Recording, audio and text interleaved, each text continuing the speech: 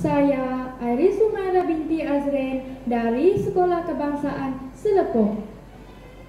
Terima kasih Tuan Pengerusi Majlis, barisan panel hakim yang arif lagi bijaksana, penjaga masa yang tidak pernah lari dari waktunya, guru-guru dan rakan-rakan yang dihormati. Pada pagi yang ceria ini, saya ingin menyampaikan sebuah cerita yang bertajuk Pemotong Kayu yang Jujur.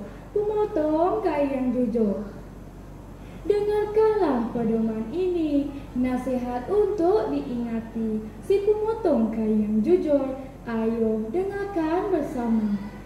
Tersebutlah kisah nun jauh di pedalaman, tinggalnya seorang lelaki yang tua dan miskin yang bernama Pak Halim. Kemahirannya hanyalah dengan memotong pokok kayu yang sederhana besarnya untuk dijual sebagai kayu api.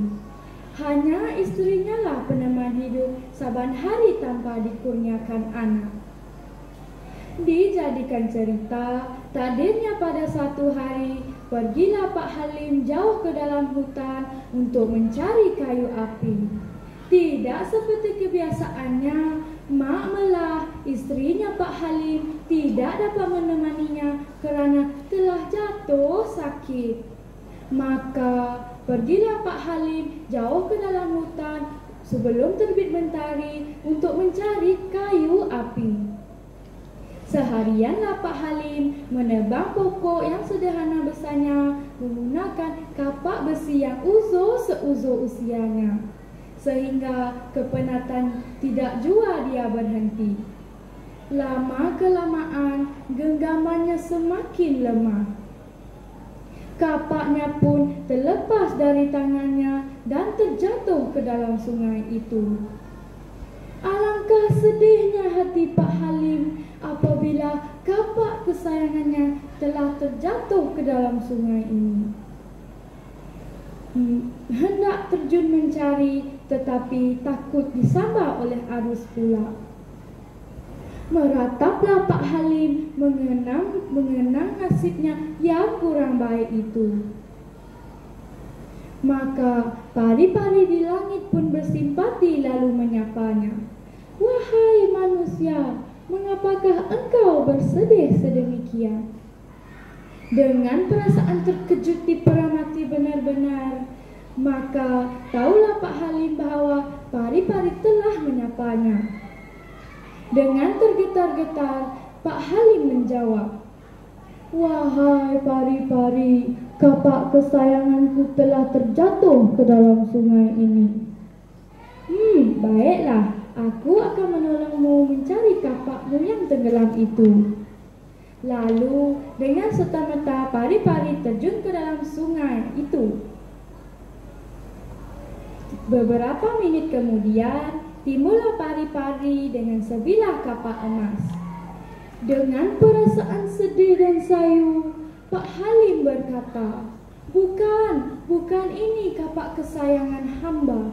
Tidak mampu hamba untuk memiliki kapak seperti ini." Lalu sekali lagi pari-pari terjun ke dalam sungai dan timbul bersama kapak perak. Namun Pak Halim masih enggan mengakui bahawa itu adalah kapaknya.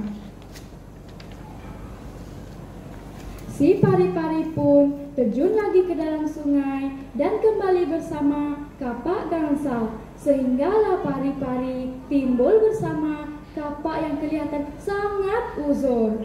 Apabila terpandangkan kapak itu, Pak Halim merasa gembira kerana kapak itulah yang dicari-cari olehnya.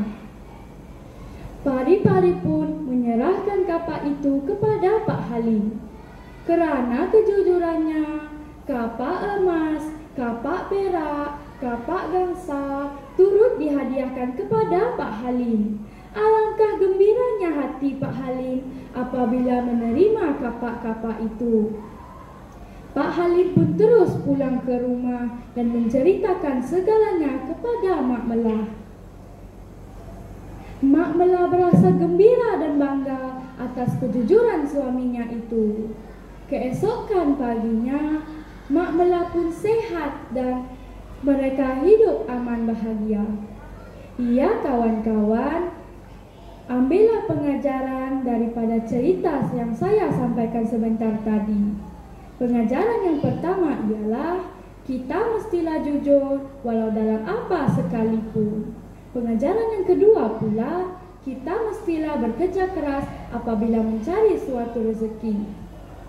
Kalau ada sumur di ladang, dapat kita menanam padi.